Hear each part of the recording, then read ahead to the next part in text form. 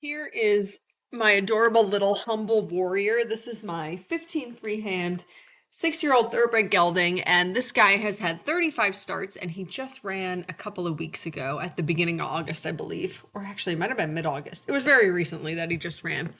So he's had a handful of rides here, a handful of post-track rides. And most recently, I'd ridden him on Friday and introduced him some little jumps in the ring. So we had the weekend off, and then today we headed out to the field. I actually feel like it's been forever since I've ridden in my field. Um, the ground has unfortunately gotten pretty hard. We could really use some rain now, and he's definitely a little bit foot sore up front. So, but I thought he handled it pretty well. I didn't feel anything that felt totally uncomfortable. Just a couple little stabby steps here and there, but overall, I thought he felt good. And then when I watched the video back, I was happy. I thought he looked good for the most part. So anyway, he was fantastic. This little horse, he's just such a trooper, and he's just got the best little brain. And so this is our warm up. We just walked out here, and God, we probably walked like a half a loop, picked up the trot, and so here we are, getting the feel for all the things. The big thing for me with the road is always just the traffic going by. It zooms by at like 60 miles an hour, and there's huge dump trucks that come down the road during the week. And of course, it's a weekday, so those things are going by. And some horses just find that a little overwhelming, which I don't blame them at all. I find it a little overwhelming and a little spooky. But Humble was fantastic, and he totally ignored traffic whizzing by, which happened a couple of times when we were right there up along the road. He was could not have been better. So he really gave me a good feeling, a lot of peace of mind about just how easygoing and chill he was going to be about this whole experience. You really sort of find out real quick how much the fencing in the ring is helping you when you take that away and you go out into a big open space where you can't use the fencing for support, to back up your outside aids, and you take that sort of crutch away. You might not even realize how much that fencing is supporting you until you take it away, and sometimes that's a little bit of a wake up call. But Humble, he's just a good dude. He's 6 and he ran a bunch. So, it's not like he really needs a lot of training wheels. He understands what a job is, and he's happy to do it. And he's just got such a cute little way about him. He didn't make me work very hard today, which I truly appreciated.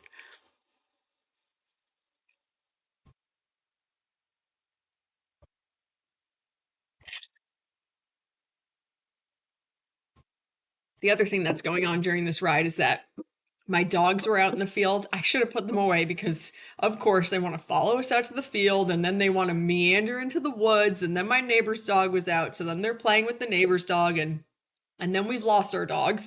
So the whole time this ride was happening, we're sort of both looking for the dogs, calling for the dogs.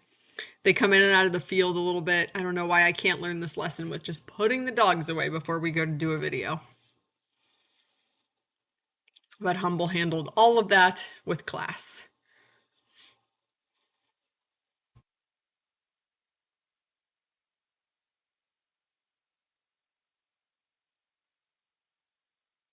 So at this point, he just felt so darn chill and just so easy that I was like, kind of feel like I could just drop the reins and ride him on the buckle, and he would be totally cool with that. So I thought, why not? What's the worst that could happen? So sure enough, I dropped the reins, was riding with one hand on the buckle, and just what a wild thoroughbred this is. Hardly containable. Actually, what was hilarious was that he was almost, yeah, he thought it might be a good idea to try and sneak a bite of grass while we were trotting, which he did, and he did it really gracefully. It was extremely impressive. I think he goes in for one more time here. It was pretty funny. Just very cute, very innocent. What a good boy.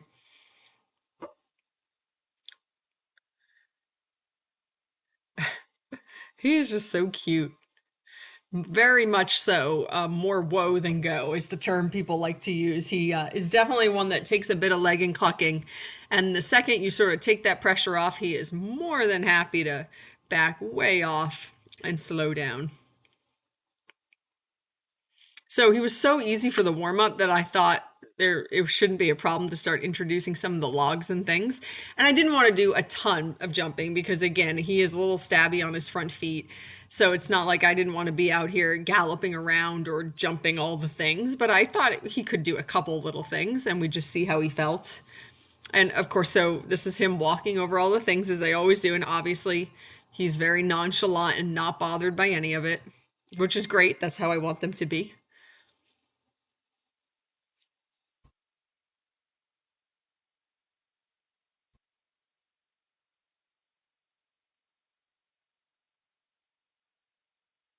I actually thought that he really took what we did in the ring the other day, introducing jumps, and slept on it and came out right where he left off. Because when we introduced jumps in the ring, he did a little bit of an over jump thing, which wasn't really a big deal because he didn't scare himself and he always cantered away or trotted away very quietly from the jump. So it wasn't really like a big deal. However, of course, we want them to learn that they don't need to over jump, they don't need to balloon into the air over these little tiny jumps.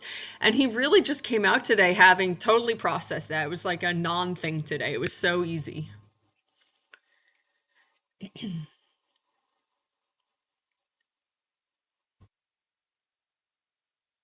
And he really did not give anything a look.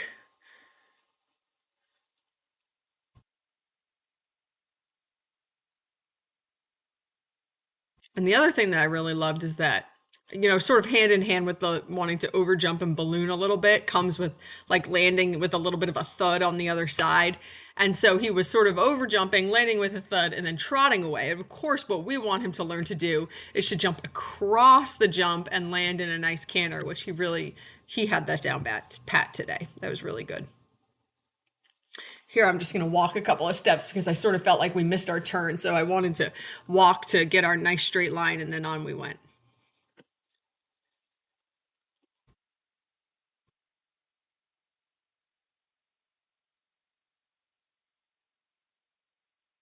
Yeah, such a good boy. Super honest, super happy to do the things. I mean, this is like a breeze today riding this around. Sorry if you're hearing my phone. I should have put it on vibrate.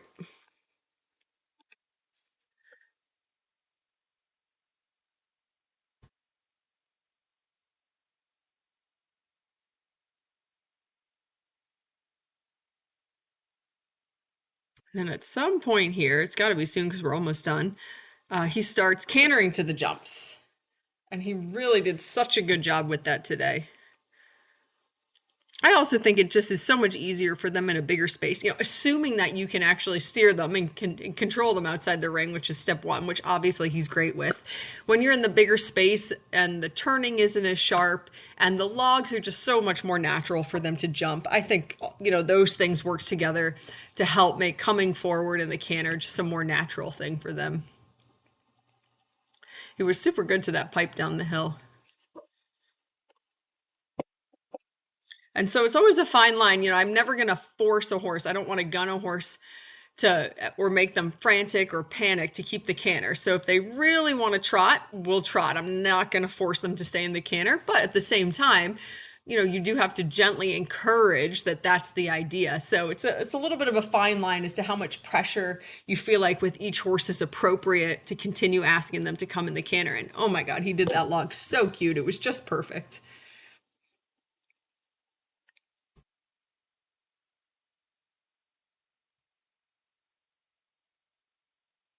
I thought that was just adorable to that log. And he came in the canter. He jumped it wicked cute.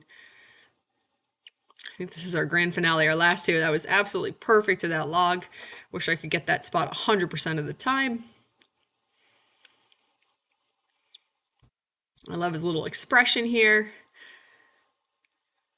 And fabulous. What a good boy.